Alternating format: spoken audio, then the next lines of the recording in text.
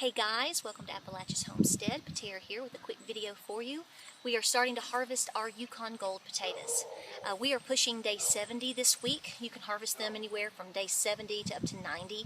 We did them last year as far as pulling them. We harvested them around day 80 and it did very well.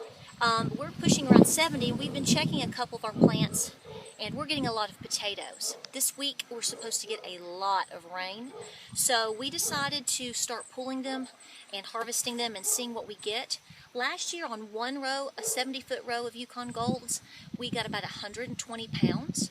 So we did a little bit longer variation of rows, and we also did 2 rows. So the goal is 200 pounds. We'll see if we get there. Also know that when you plant your potatoes, you always rotate where you never plant them in the same place. So of course where you see them here, they will not be next year. So we're going to start pulling. Let's see how it goes, and fingers are crossed. All right, we're going to start pulling. We do everything by hand. I know a lot of farmers have tractors and do different things, but we're just so accustomed to doing everything by hand. Oh, look there. That we just continue to rock and roll with that. I do have gloves on, but so you're going to pull the plant. They've already started collapsing. They've already bloomed. We're past all of that. So now we're just going to dig. Look here.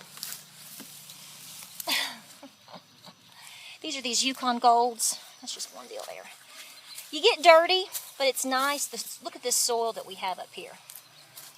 I mean, it is just beautiful. Everybody talks about the red clay of Tennessee. Not always true. So we're just very fortunate. We live on a very old homestead.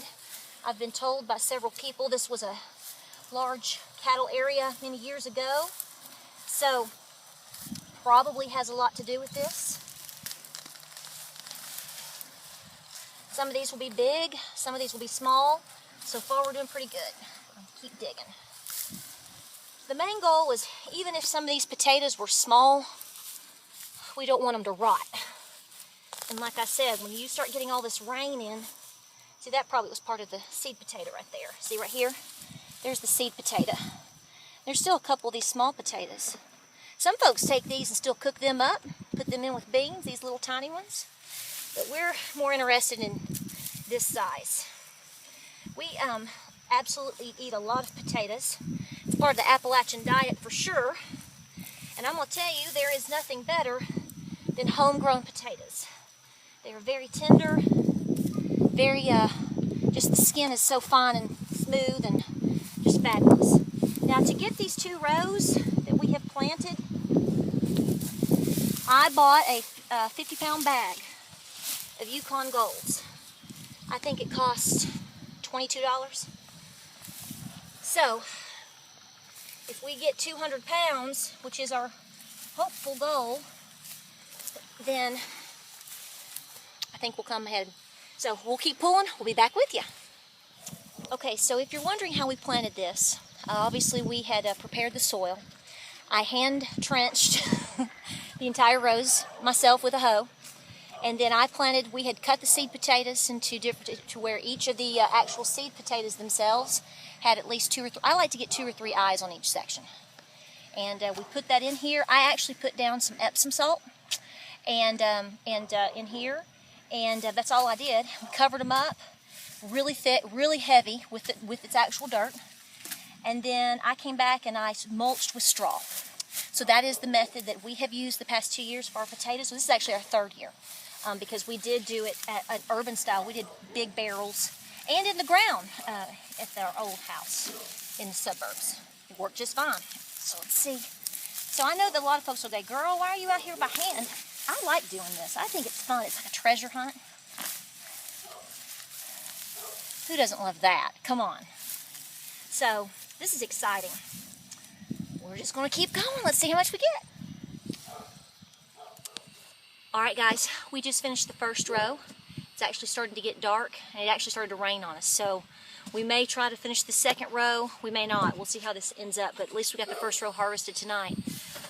We have guesstimated that out of this one row that we have gotten somewhere between 120 and 130 pounds of these potatoes. They have just done remarkable this year.